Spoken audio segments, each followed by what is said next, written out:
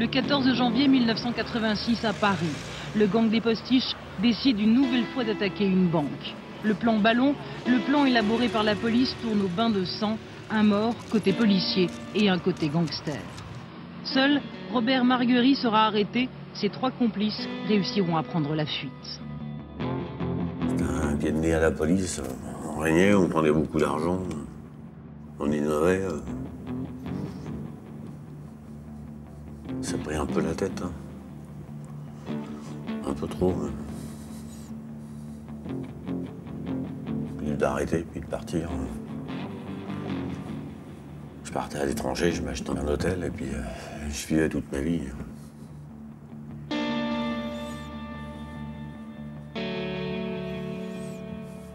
Je continuais.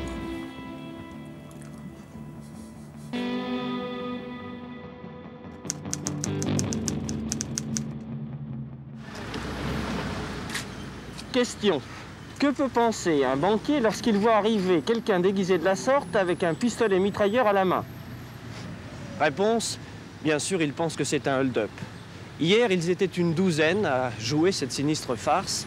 Un vrai petit bataillon de malfaiteurs qui, calmement, a tenu en respect la trentaine de personnes qui se trouvaient ici même. L'important dans cette affaire, c'est la technique utilisée, celle du commando. C'est il y a 2 ans que cette technique est apparue pour la première fois, avec 5 hold-up commis en 15 jours dans le 16e arrondissement de Paris. On les avait attribués à l'époque à un mystérieux gang des postiches. Les postiches avaient une cote incroyable dans les années 80 parce qu'en fait, comme ils se comportaient bien avec les clients dans l'agence, avec les employés, et qu'ils raflaient au nez à la barbe des flics de l'or par kilo, quoi. Hein.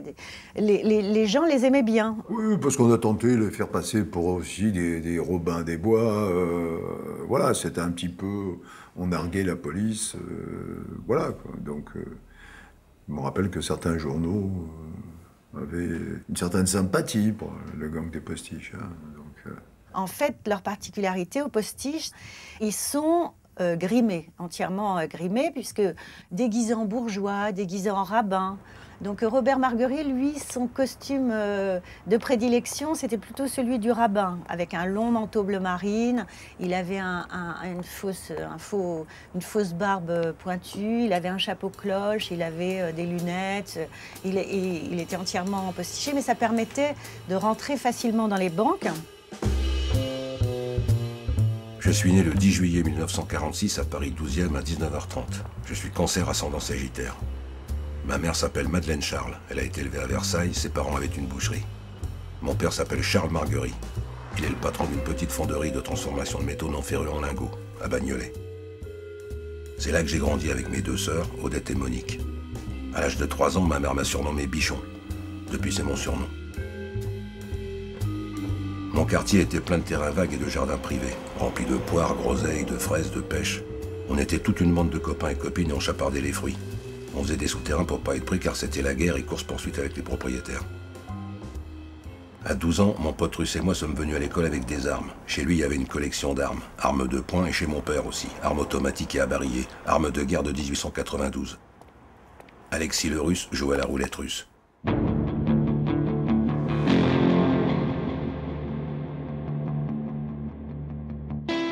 Il apprenait pas très bien à l'école, donc son père, à 15 ans, avait essayé de le mettre au travail dans la fonderie familiale que Charles Marguerie tenait de son propre père. Et Robert, porter des sacs de fonte sur les quais, c'était pas trop son truc. Hein, encore s'il avait fallu fondre de l'or, je pense que ça l'aurait plus intéressé. Mais le père était quand même très rugueux et très rude à l'égard de Robert. Quand il distribuait la paye aux ouvriers à la semaine, il disait à Robert, toi on verra plus tard.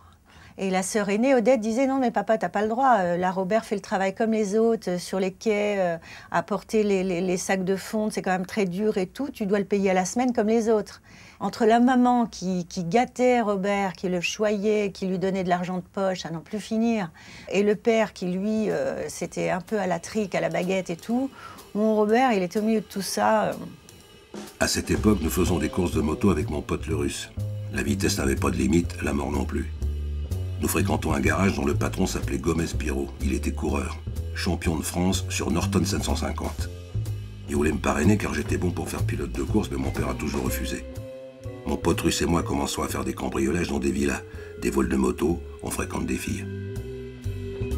Il faisait des petits larcins, bon, c'est-à-dire vol de voiture, et bon, ils en parlaient très ouvertement en groupe, hein, il n'y avait pas de cachotterie ni rien, donc je checkais aussi également que c'était l'époque des blousons noirs. Et là, ça commençait déjà à être chaud, Montreuil, ça commençait à bouger, et on ne considérait pas ça comme vraiment quelque chose de grave.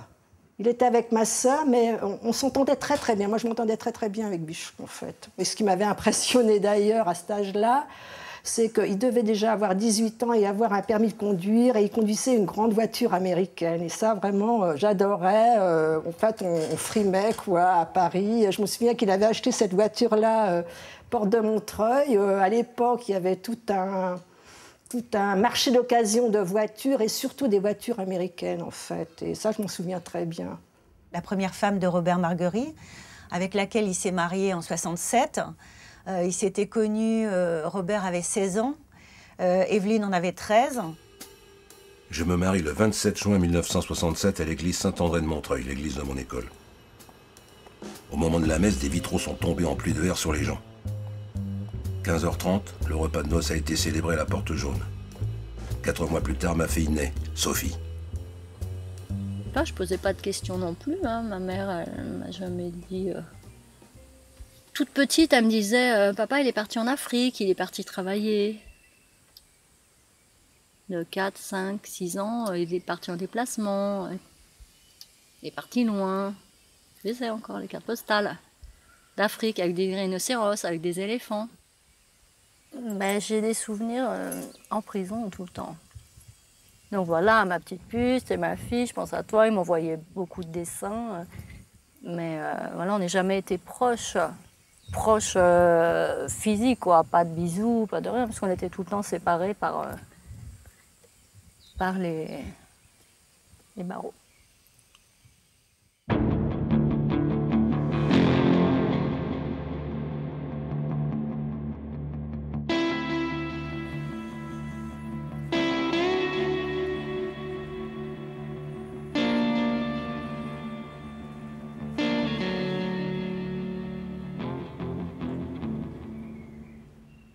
Après l'armée, on a commencé à faire un premier hold-up. J'avais dû avoir 21 ans. On a fait un hold-up. Je me suis retrouvé en prison. J'ai pris 3 ans de prison. À cette époque-là, j'en ai fait 2. Je suis sorti.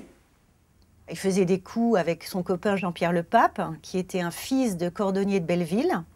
Donc tous les deux, c'était un peu les blousons dorés de la future équipe des postiches. Et Robert s'est fait choper parce qu'il avait enterré des armes dans une forêt. Et il y avait aussi des puces électroniques et des espèces de micros, ce qui fait qu'il est passé pour un espion, quoi. Et il a comparu devant la Cour de sûreté de l'État à l'époque. Donc c'était pas rien. Et il a pris 2 ans de prison. C'était après les années 68. À cette époque-là, il y avait des mitraillettes, il y avait 12 tonnes de bronze de marine, avec des... alors, ils pensaient que je faisais partie du sac à l'époque. Je suis arrêté et écroué à la maison d'arrêt de Melun. Ma femme vient me voir au parloir avec Sophie qui a 3 ans. Ouais, c'était dur. Bah, il y avait les fenêtres qui s'ouvraient pas, il y avait les moustiques, il faisait froid, il faisait chaud. Quand c'était l'hiver, c'était un froid glacial. Quand c'était l'été, il n'y avait pas de fenêtre, il n'y avait rien. Donc on crevait de chaleur. Il n'y avait pas de toilette, il n'y avait pas d'eau courante. Il y avait juste un seau hygiénique avec un bout. On n'avait pas le droit de se coucher sur les lits de plage la journée.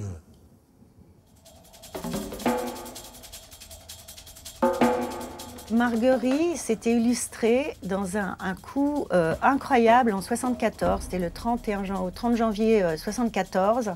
Ils avaient attaqué à 4 avec Jean-Pierre Le Pape et un autre de Bagnolet qui s'appelle Michel Chelaoui, qu'on retrouvera plus tard dans les postiches. Ils avaient braqué le Crédit de la Bourse, qui était à l'époque la seule société de négoce de l'or. On pouvait en fait acheter des lingots d'or. Ils avaient décidé de braquer le Crédit de la Bourse en plein jour, ce qui était un truc de fou parce que c'était super protégé. L'attaque de la banque, le crédit de la bourse. Les flics sont dehors et nous à l'intérieur. Moi je suis avec le caissier. Je lui fais ouvrir la porte et remplis les sacs de pièces d'or, lingots et argent liquide. J'étais en train de remplir les sacs de lingots d'or. On avait pris 34 lingots d'or à l'époque.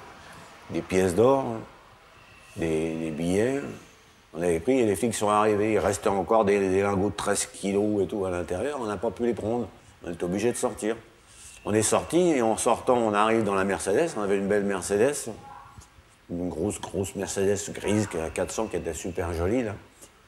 Et arrivé là, je m'aperçois qu'ils ont oublié parce que moi je leur avais donné les sacs d'or par le haut de la trappe. Et je m'aperçois, qu'est-ce que je fais? Je pense pas à rien, je retourne dans la banque. Et quand je retourne dans la banque, je braque les gens de la banque, je me baisse pour ramasser le sac. Et à ce moment-là, un des employés de la banque vient et me tire dessus. Et à ce moment-là, je réplique au 11-43, je lui tire dessus aussi. Et je prends le sac quand même, et je m'en vais avec. Les flics me tirent dessus, tout ça passe, quoi. Et j'arrive, je remonte dans la voiture, on se sauve, là. Et là, je prends 2 balles. Je prends une balle dans la main, une balle dans la cuisse. Je saigne, on se sauve avec un otage, on relâche plus loin. Lors de ce hold-up, un homme en face de la banque avait un appareil photo et a pris tout le déroulement de la scène. Le lendemain, dans les journaux, il montrait les photos du hold-up. On voyait pas nos visages car on était cagoulés. Et en fait, ils avaient volé l'équivalent de 500 000 francs à l'époque chacun. Et ils avaient réussi un coup, en fait, qu'ils leur ont donné leur lettre de noblesse dans le milieu. Je vais voir un chirurgien. J'avais un docteur qui s'appelait le docteur Lamiraud, qui m'avait justement, lui, fourni cette mitrailleuse dans le temps avec la mitrailleuse Schmeisser, avec les Moser, avec... Et il m'envoie chez un chirurgien à la Duise. Et je monte là-haut, donc lui avait téléphoné pour le prévenir, parce que je croyais que ça allait s'infecter, mais à la finale, je risquais rien, parce que c'était des balles en cuivre. Ça aurait été en plomb, ça aurait été. Et là, bon, il a voulu me l'enlever, il l'a pas pu, j'ai encore la balle encore dans la cuisse, encore. Et là, il a pas pu, alors il me dit, mais qu'est-ce que vous avez fait? Je dis, j'ai trompé, je suis sorti avec une fille, puis il y a le mari qui est venu, il m'a tiré dessus, et il dit, j'espère que vous avez pas fait de hold-up. J'ai dit, non, je n'ai pas fait de hold-up, hein. Retour à Paris, on refait quelques hold-up. Les policiers nous tendent une souricière dans un box qu'on loue près de Nation. Le propriétaire a été visiter le box et en voyant qu'il y avait des armes, il a prévenu la police. Nous sommes rentrés dans le box, la police était cachée et nous prenait en photo. Ils nous laissent sortir et nous ont arrêtés plus loin dans la rue. Direction la santé, 2 ans.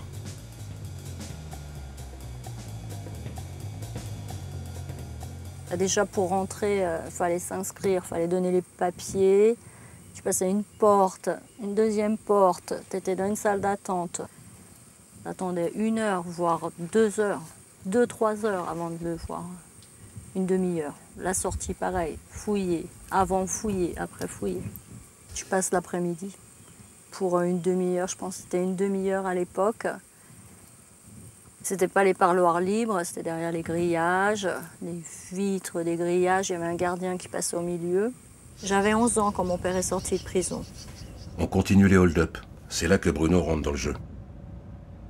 On part en vacances dans le Midi, on loue des villas à Sainte-Maxime. C'est là que je fais la connaissance de Soraya, une patronne de boîte au bord de la mer. Elle est brune aux yeux noirs. Elle sera ma maîtresse pendant quelques mois. Entre-temps, il y a mon jugement, mais je m'y rends pas. Je suis condamné à 7 ans de prison, dont 5 ans d'interdiction de séjour et une autre peine de 4 ans de prison à 25 millions d'amende. Donc je me mets en cavale. Là, je me retrouve en liberté, mais je suis en cavale parce que je vais être condamné parce que j'ai fait un hold-up. Et c'est là que je me fais arrêter en allant à Torchamps, en Normandie, sur un contrôle banal de... Nous sommes chez mes parents. Nous allons partir à la campagne avec ma mère, mon père, mon grand-père, Sandrine et moi. Nous partons pour le week-end. C'est mon père qui conduit. Et on a un barrage. Donc il présente ses papiers, les faux bien sûr.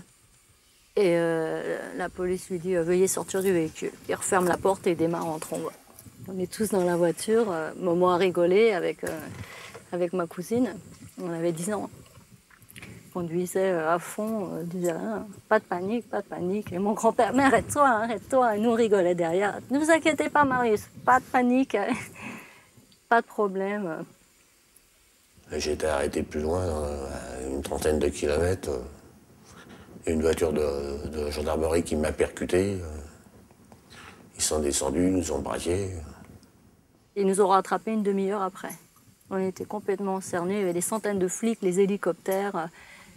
Dehors, les mains en l'air, tout le monde, même nous, les gamines, nous aussi, les mains en l'air. Bah là, j'étais condamné, j'ai eu plusieurs peines et j'avais 13 ans à faire. J'avais pris 7 ans, j'avais pris 4 ans, j'avais 1 an de sursis qui était tombé. Je sais plus qu'est-ce qu'il y avait encore. Il y avait le port d'armes aussi. En 357, j'ai repris 1 an encore. J'étais monté à 13 ans. Après, je suis passé j'ai eu des confusions des peines.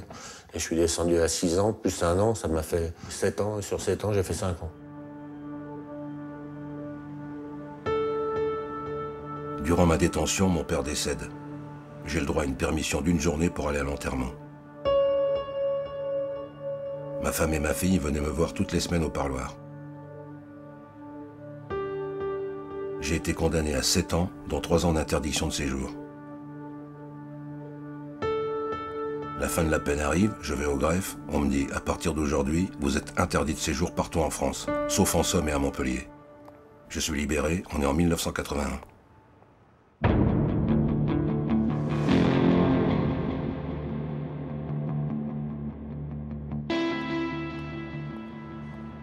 Je me sépare de ma femme. Je rejoins un de mes amis qui était en cavale. Donc là, il retrouve d'autres copains qui sont des garçons de Belleville, qui eux aussi ont fait des braquages par le passé. Et ensemble, ils vont se retrouver, André Belaïch, Bruno Berliner et Robert Marguerie, en septembre 81 dans un bistrot. Et ils cherchent quel coup ils peuvent faire, quel coup ils peuvent inventer parce que ils ont un problème. Les banques ont mis des sas de sécurité, les banques se sont prémunies en fait contre les braquages, l'épidémie de braquage de la fin des années 70. Et du coup, les fonds de caisse sont assez minables à leurs yeux puisqu'il n'y a plus que 30 000 francs de fonds de caisse dans les banques.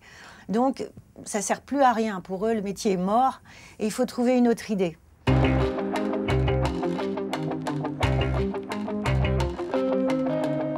Dans le temps, on avait attaqué un bowling. Il y avait un coffre, on l'avait fait ouvrir et à l'intérieur de ce coffre, il y avait un petit coffre. Comme le caissier n'avait pas la clé, mon pote a tiré une balle à ailette pour l'ouvrir et le petit coffre s'est ouvert. Donc en discutant de cette aventure, on s'est dit que c'était pas compliqué d'ouvrir un coffre. On allait prendre des burins et des pieds de biche. On s'est rendu rue de Docteur Blanche et nous avons attaqué la banque. Nous avons réussi à fracturer quelques coffres. Mais en voulant prendre la cassette vidéo de surveillance, le signal d'alarme s'est mis à hurler. On s'est enfui, mais ce jour-là, on a compris que les coffres étaient faciles à fracturer. Banque suivante, nous avons fracturé une centaine de coffres. 3e, 300 briques. 4e, 1 milliard. Le soleil, la mer bleue, toute la vie, toute la vie, toute la vie.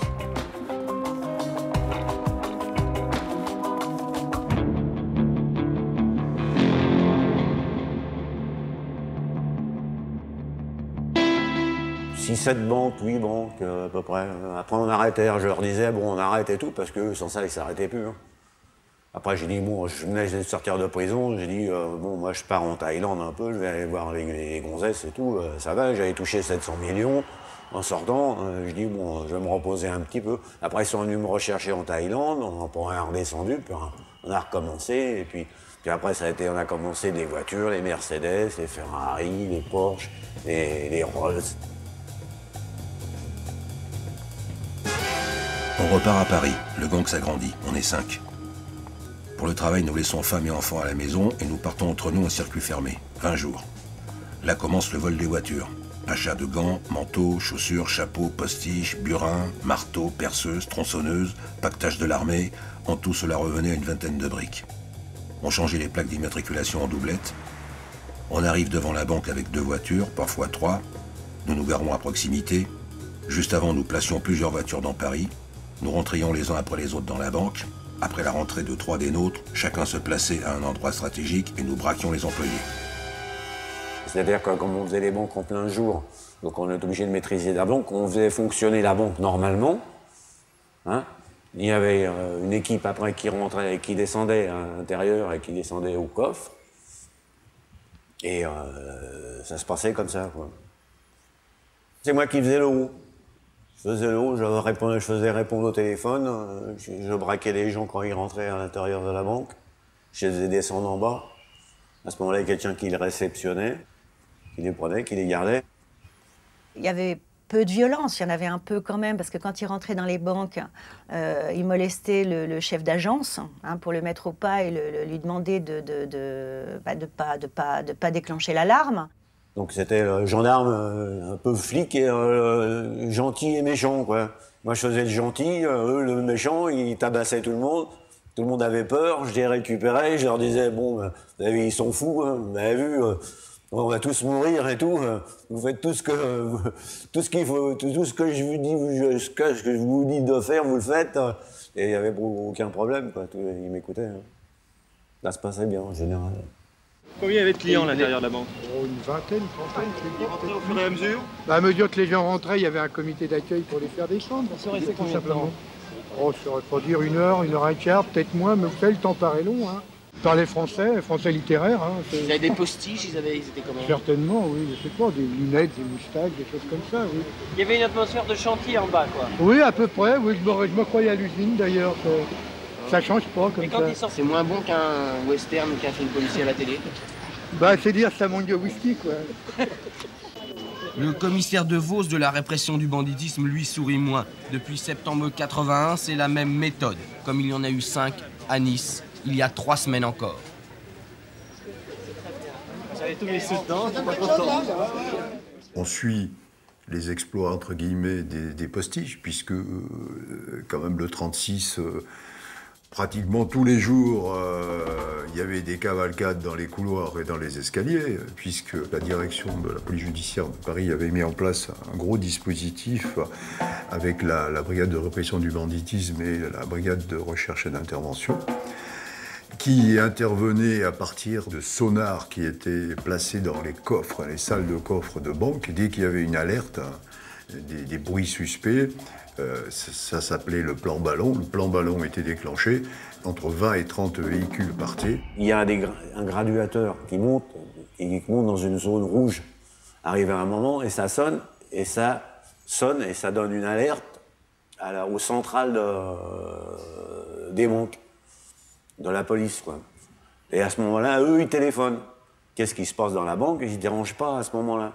Donc à ce moment-là, quand le central téléphonait, moi, je les appelais, je leur disais montez tout de suite, hop, et on s'en allait. On partait, des fois on les croisait, c'était juste. Hein. On s'est croisés des fois, on les voyait arriver, on se croisait et tout. Voilà. C'est impossible. Hein.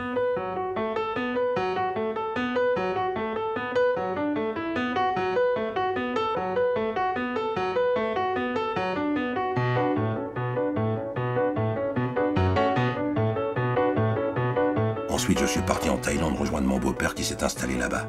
C'est la fête, les filles, la plage, les motos. Le pays est splendide, plein de couleurs partout, c'est presque surnaturel. Je fais l'amour avec quelques filles. J'aurais pu vivre toute ma vie en Thaïlande avec l'argent que j'avais. Hein. Et je suis redescendu en France, et là, en France, bon, après, il y avait la cocaïne un peu, quand même, faut dire ce qu'il y a. Cocaïne, des femmes, le champagne, des Ferrari, les Porsche, les Alpines, les Rolls, les... Enfin, on jouait, quoi.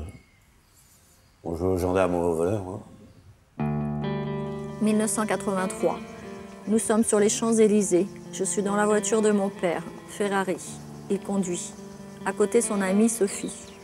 Derrière, je suis. Nous sommes au feu rouge. À côté, dans sa Rolls-Royce, Guy. Derrière nous, dans sa Porsche, Geoffrey. Et à côté, dans sa BMW dernier cri, Eddie. Nous allons faire une course de voiture. Ils ont entre 35 et 40 ans. J'ai 15 ans. Je les aime. Ce sont mes tontons.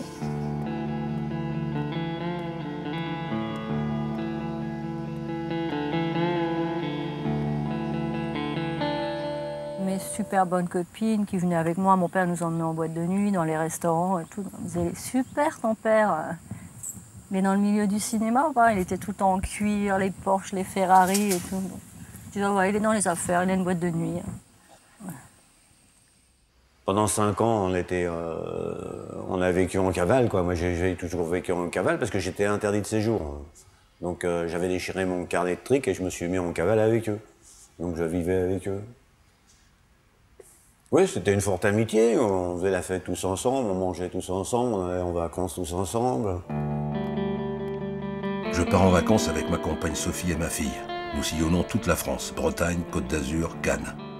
Nous partons aux îles Canaries, puis au Pérou du nord au sud, en jungle amazonienne chez les Indiens. Au bout de 3 mois, retour à Paris. Il m'emmenait en vacances sans savoir où on allait. Je ne pouvais pas prévenir ma mère, juste lui disais je pars quelques jours avec mon père. Ma mère, elle était habituée aussi. Enfin, habituée, je ne le voyais pas souvent non plus, mais ça arrivait comme ça. On prépare des affaires, j'arrive dans 10 minutes. On me prévenait. Donc je restais 4-5 jours, 1 semaine avec lui. Il m'emmenait en vacances, en Espagne, sur la côte, au Pérou, en Jamaïque.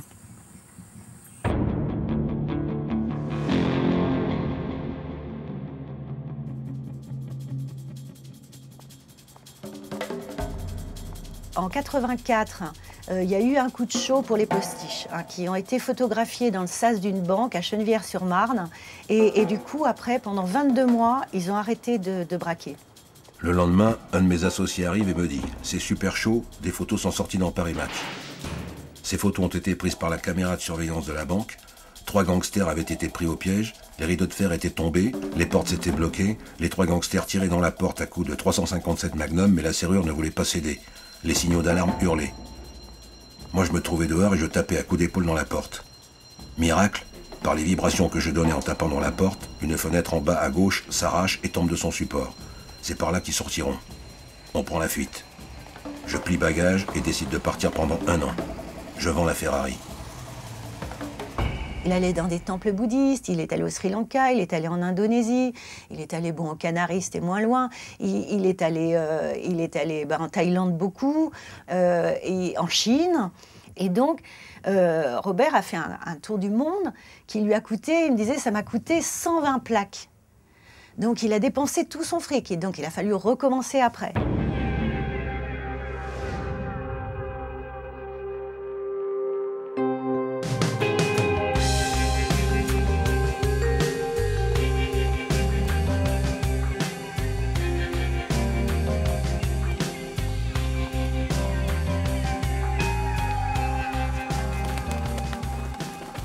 On est en train de s'organiser pour attaquer les banques à cette époque-là.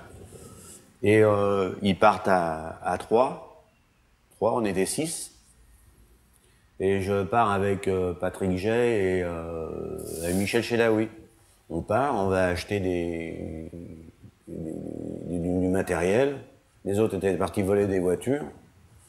Et Michel Chelaoui m'a dit, viens, il faut remonter à l'hôtel. Bon, je dis à l'hôtel, on va manger, on va au restaurant et tout. Non, il me dit, il faut remonter à l'hôtel. Mais il me dit pas, moi, il me dit pas qu'il a oublié un calibre. Sans ça, je remonte pas à l'hôtel là-haut.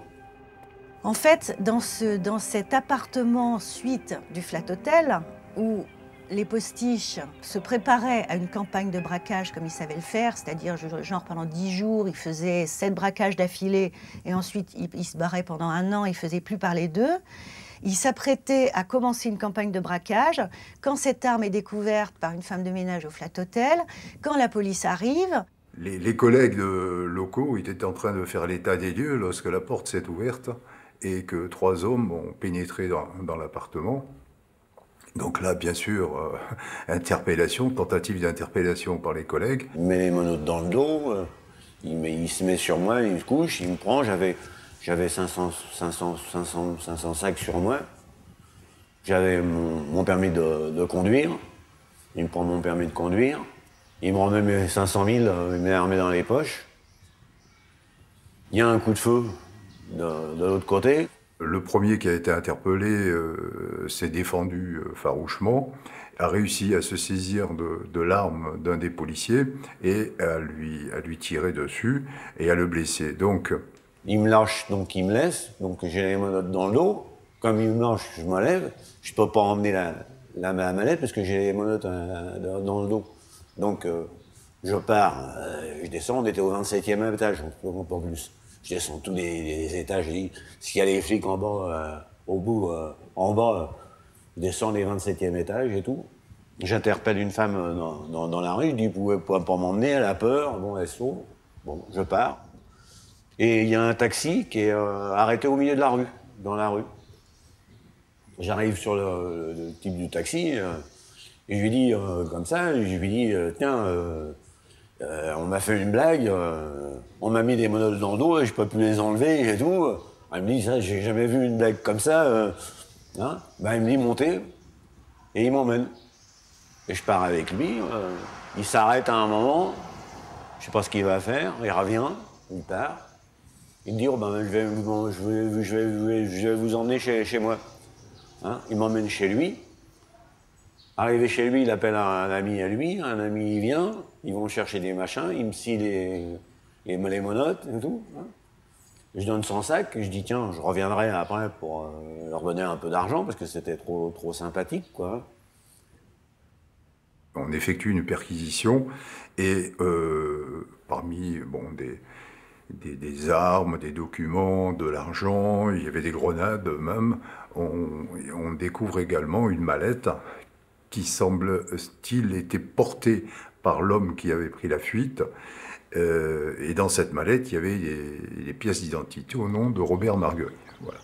Je vais chercher 100 briques en pièces d'or que j'avais mis chez une personne, car j'ai peur que cette personne ait une perquisition. Je repars chez un ami à moi, je sais qu'à cet endroit, mes associés vont me retrouver. Ils arrivent et on repart. Me voilà en cavale, transport d'armes. 10 ans à faire. Un Condé a été blessé, Michel est arrêté. Si j'avais su qu'elle avait oublié l'arme au Flat Hotel, je serais pas monté au Flat Hotel. Hein. Et j'aurais pas fait du hold-up. Hein. Parce que d'habitude, il m'écoutait, mais là, comme j'étais coincé, je me retrouvais en cavale. Là, Belaïch, il m'a dit, bon, ce coup-là, on va aller jusqu'au bout. Allez, on continue. Bah, j'ai dit oui. Puis on n'avait plus peur de rien. On était comme chez nous. Hein. On n'avait plus aucune peur de rien. On se réfugie dans une planque. On décide d'aller attaquer une banque à Saint-Cloud. Ça se passe bien. Nous repartons sans encombre. On en refait une autre dans le 7e. On n'a pas de chance, cette banque va être transférée à un autre endroit. Nous ne prenons pas grand-chose. On retourne en faire une à Saint-Cloud. On tape tous les coffres. Il y en avait 120. Après, on tape sur le Valois. Dans les coffres, il y a 150 briques en liquide. L'alerte est donnée, on est obligé de partir, on démarre sur les chapeaux de roue. Quelques jours plus tard, on fait celle de Neuilly. On a du mal à rentrer car ils laissent rentrer les gens qui connaissent. Dans l'immeuble à côté, il y a un réduit à vélo qui donne sur le mur de la banque. Nous rentrons dans l'immeuble, nous prenons le concierge en otage et entre 12 et 13 heures, nous faisons un trou dans le mur et nous nous introduisons dans la banque en attendant le personnel. On neutralise les employés au fur et à mesure de leurs arrivées. Nous faisons ouvrir la salle des coffres. Arrive la période des fêtes de Noël. Les banques ferment. Nous faisons les comptes. Nous avons dérobé environ 600 briques en liquide, 800 briques en pièces d'or, 35 lingots d'or, 35 kilos de bijoux et diamants, des pièces de collection. Nous partons à la montagne en attendant que les banques ouvrent. 14 janvier 86, on a fait un hold-up le matin, du côté de la porte Maillot. C'est Berliner qui a fait l'entrée tout seul. Il a pris le type quand il était en train d'ouvrir la porte, machin, on a enquillé derrière nous. Là on est resté, parce que le fourgon qui devait arriver vers 10h, on est parti, il devait être 10h moins 2 ou 10h moins 3, c'était juste. Lui il avait gazé. En plus, avant de partir, voilà, ça avait bardé. Entre Belaïch, tout ça, tout le monde était en colère parce qu'il avait gazé tout le monde dans la salle des coffres.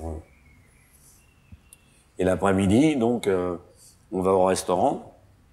Et c'est là que Berliner m'a dit, on va à Docteur Blanche. Docteur Blanche, je dis, on se retrouve, on vient de faire une banque dans le 16e, on retourne encore sur une banque dans le 16e. Je dis, c'est chaud, j'aime mieux aller faire une banque en banlieue. Loin de là quand même, quoi. Il me dit, bon, Docteur Blanche. Bon, je dis, bon, peut-être qu'ils vont pas la faire, on va là-bas. Donc on arrive sur Docteur Blanche. Ils sortent tous les deux les premiers de la voiture. Je sors le troisième. Je les vois rentrer dans la banque. Au moment qu'ils rentrent dans la banque, il y a un fourgon qui arrivait. J'ai pas le temps de leur dire. Je croyais que le fourgon il allait s'arrêter, mais il s'arrête à la banque, à la première banque qu'on avait fait. C'est marrant parce que on fait la première banque qu'on fait, c'est la rue du Docteur Blanche, et la dernière banque qu'on fait, c'est la rue du Docteur Blanche. Mon deuxième pote rentre. Je suis à 10 mètres de lui. Lorsque nous sommes 3 à l'intérieur, on sort les calibres. À ce moment-là, les gens comprennent. On regroupe tout le monde, y compris les employés qui se trouvent dans les bureaux. Tout se passe en douceur. Les autres complices rentrent et descendent dans la salle des coffres. Je suis face à la directrice. Des clients rentrent, je les fais descendre au sous-sol. Pendant le hold-up, Berliner est venu me voir et m'a demandé de vider l'attaché-caisse et de lui donner. À l'intérieur de cette mallette se trouvaient 2 grenades quadrilles et une mitraillette. Donc je me retrouve avec ça dans les poches. Il remonte une deuxième fois et me donne un grand sac poubelle rempli de billets de banque. Les minutes passent. Le téléphone sonne une fois de plus. La directrice me dit que c'est le centre de sécurité car l'alarme a sonné. Elle répond que tout va bien. On entend en début d'après-midi, au milieu d'après-midi, une cavalcade et on se renseigne, on dit ça y est, puis on les entend partir, les collègues, gyrophare, 2 tons, énième plan ballon. Et quelques instants après, un collègue vient me voir en me disant « Mais là, ça semble bon, les gars, ils sont dans la salle des coffres. Là, ça semble bon, c'est l'information qui nous était remontée de la salle d'état-major. Ils sont dedans. » Mais les minutes passent. 1 minute, 2 minutes. Elle me dit « Mais qu'est-ce que vous faites? La police va arriver. » Et ils ne montent pas. Alors donc je dis à Miska, va les chercher, puisqu'on était 2 en haut à ce moment-là. Miska, il descend, il remonte, il descend. Je dis, mais qu'est-ce qu'ils font? Ils montent pas. Je dis, on va être coincés. La femme, la directrice, me dit, écoutez, là, il y a eu l'alerte de donner, la police, elle va arriver. Je dis, je peux pas, qu'est-ce que je fasse? Je peux pas m'en aller, ils sont en bas. Je peux rien faire. Et quand ils sont remontés, là, Belaïchine est monté. Je m'engueule avec eux, toi. Je dis, vous êtes fous et tout. Si ça se trouve, les flics, ils sont dans la rue. Il me dit, enlève les chargeurs. Bon, j'enlève le chargeur. Mais au lieu de partir avec eux, je pars pas avec eux à droite. D'habitude, j'allais tout le temps avec Berliner. Je me mettais derrière avec la mitraillette, moi. Je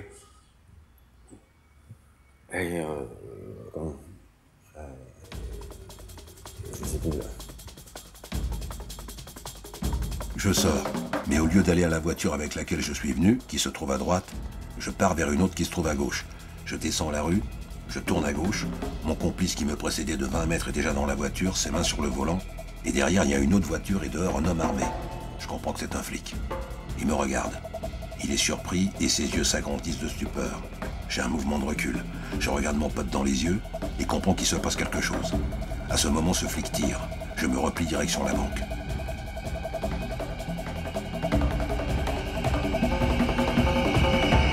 Je fais une trentaine de pas, une balle me touche dans le dos. Ça fait boum. Une autre me touche dans le pied. Je tombe. Je suis à moitié groggy. Un policier se jette sur moi, me passe les menottes dans le dos. Je crois qu'il va me tuer.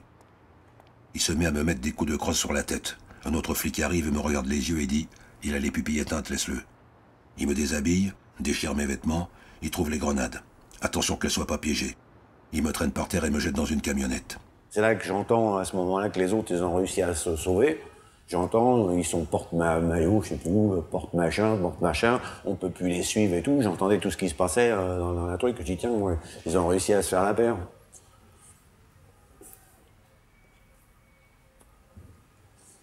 Immédiatement, après la fusillade, où tout de suite on a entendu sur les ondes que l'inspecteur Vrins était probablement mortellement blessé, et qu'un voyou avait été abattu, le parquet nous a saisis de l'enquête et on s'est transporté sur place pour commencer les investigations et puis les constatations.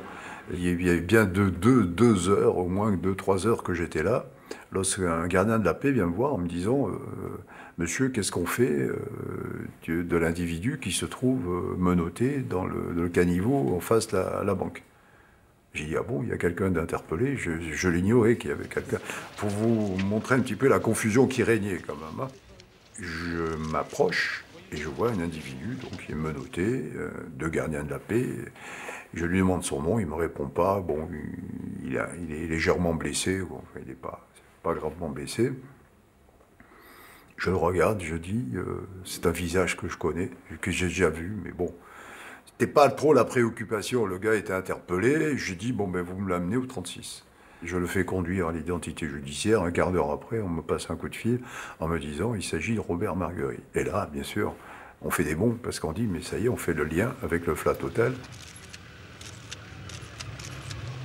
Toute une sécurité, des flics partout, sur les toits, avec des gilets pare-balles de partout, de machin et tout. Chirurgien extraordinaire, gentil comme tout avec moi. Il m'a dit, tiens, il y en a eu un de chaque côté. Il m'a dit. Après, ils ont voulu venir m'interroger. Ils ont voulu le faire sortir de la chambre où j'étais placé. Il n'a pas voulu sortir. Il a dit, non, je reste là. Vous l'interrogez, mais devant moi. Il était très gentil avec moi, ce chirurgien.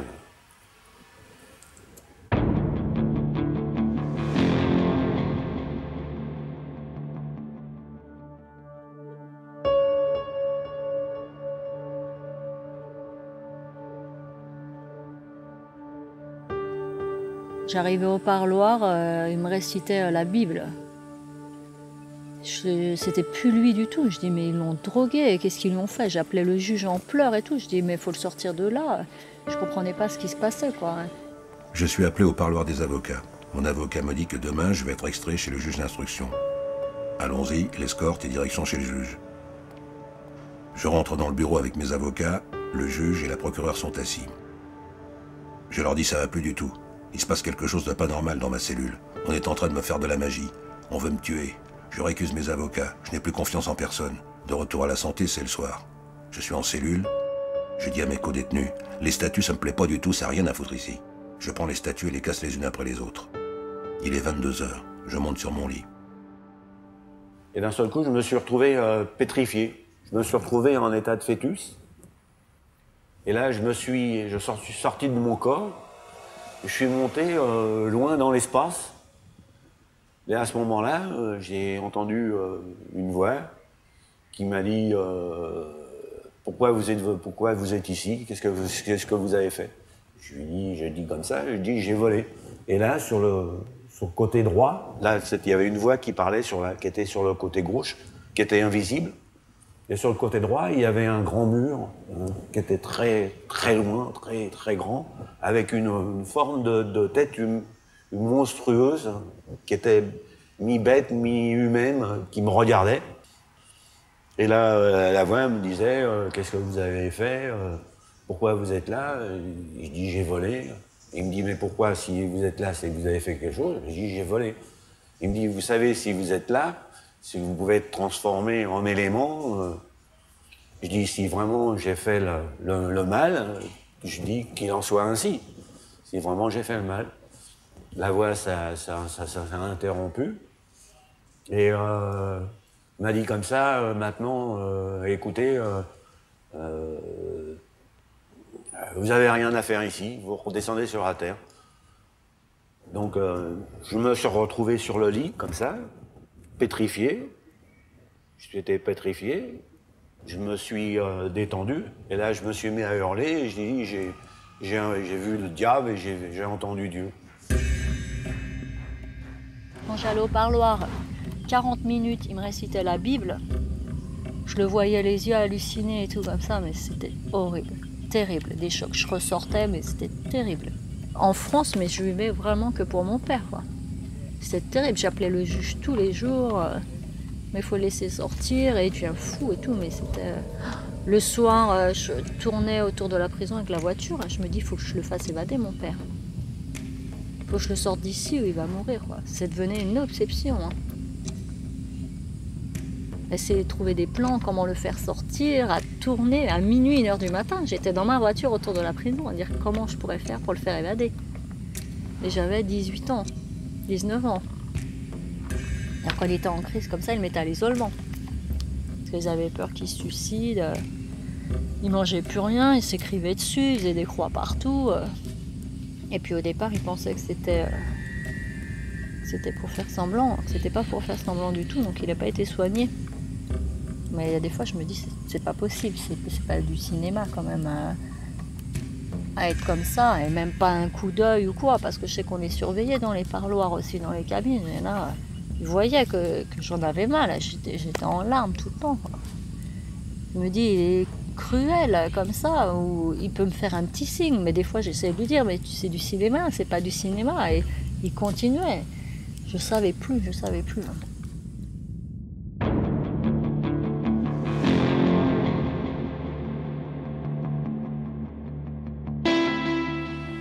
En France, il y avait une loi, on ne peut pas garder un détenu plus de 6 ans sans qu'il soit jugé. Donc il était mis en liberté provisoire. C'est la loi européenne qui m'a fait sortir. J'étais obligé, mais ils m'ont gardé presque 2 ans de plus. C'était illégal, normalement, il n'avait pas le droit. Donc il m'a dit, Marguerite, il m'a dit, si je vous mets en liberté provisoire, vous me donnez votre parole d'honneur que je vous présenterai aux assises. Et j'ai dit, monsieur le juge, je vous donne ma parole. Je sors. Je pointe tous les 15 jours au commissariat. Je fais une demande de passeport que j'obtiens. La tentation est grande. Je peux fuir. Je rejoins ma fille qui s'est installée dans le nord de la Thaïlande, en haut des montagnes, à 20 km de la ville la plus proche, dans une tribu Larou. Il n'y a pas d'électricité, environ 200 habitants. Sophie, ma fille, s'est mariée avec un garçon du village. Elle habite dans une maison en bambou sur pilotis. Elle a un éléphant, un singe, des oiseaux, des chiens et des chats. L'accès au village est difficile. 1 heure de marche dans des petits chemins de terre, dans la jungle. Quand on arrive, il fait nuit. Dans le village, c'est la fête du Nouvel An Larou. Ça dure 7 jours. Tous sont vêtus de la tenue traditionnelle. Ils dansent autour d'un totem. En haut du totem est accrochée une tête de cochon. Je suis impressionné. J'ai l'impression d'être au bout du monde. 15 jours après, je reviens en France pour pointer. Une cavale, c'est pas évident. Non, c'est trop dur. Non, je pouvais pas avec les crises que j'ai eues à l'intérieur de la prison. Et puis même, les cavales, c'est pas évident. J'attends, je croyais que le procès il allait arriver. Et ça a duré. Je croyais que tout le temps passé. Je m'attendais pas que ça dure aussi longtemps que ça.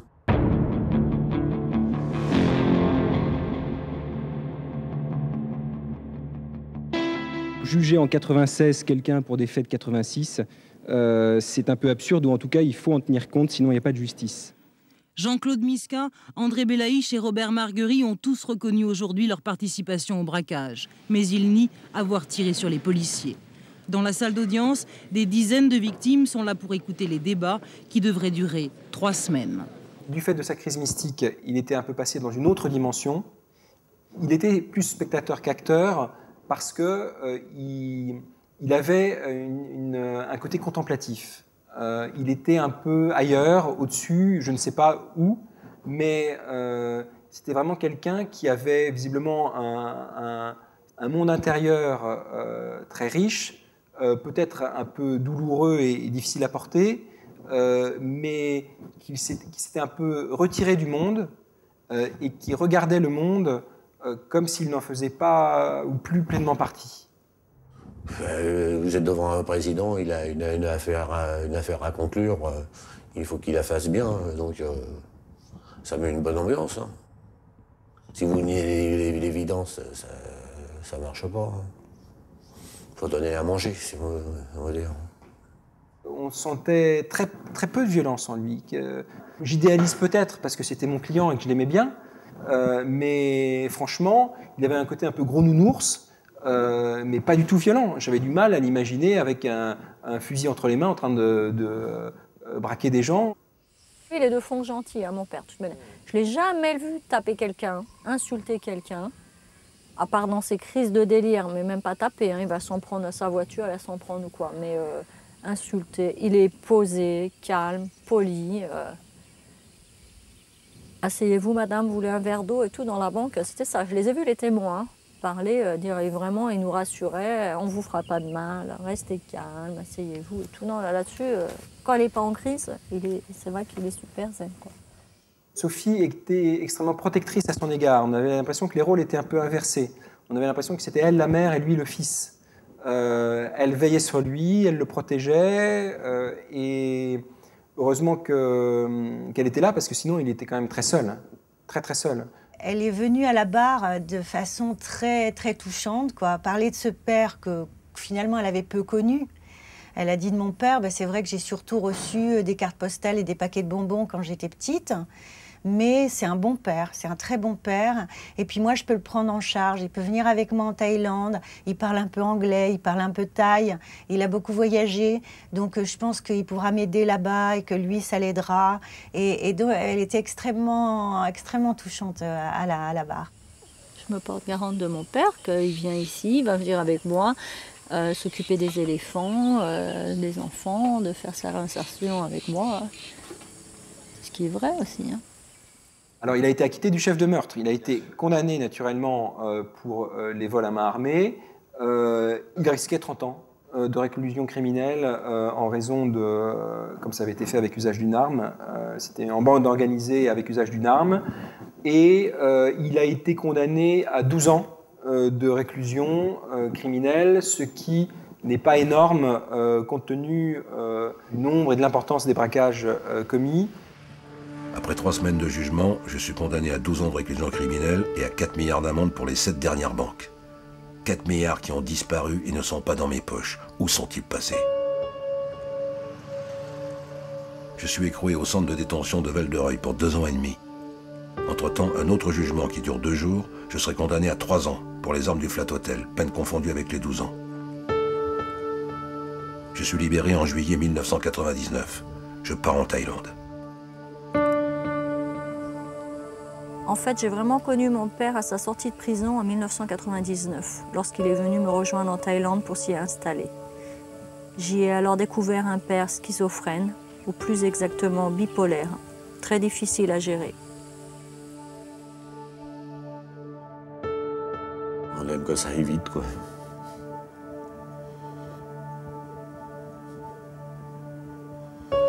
L'argent vite. Vite gagné, vite dépensé. On vit, quoi. La vie est tellement courte. Hein.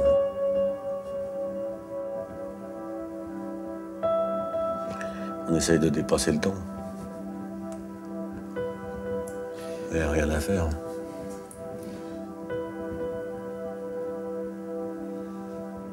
Après, c'est parce qu'il y a beaucoup de morts hein, quand même dans toute cette histoire. Hein.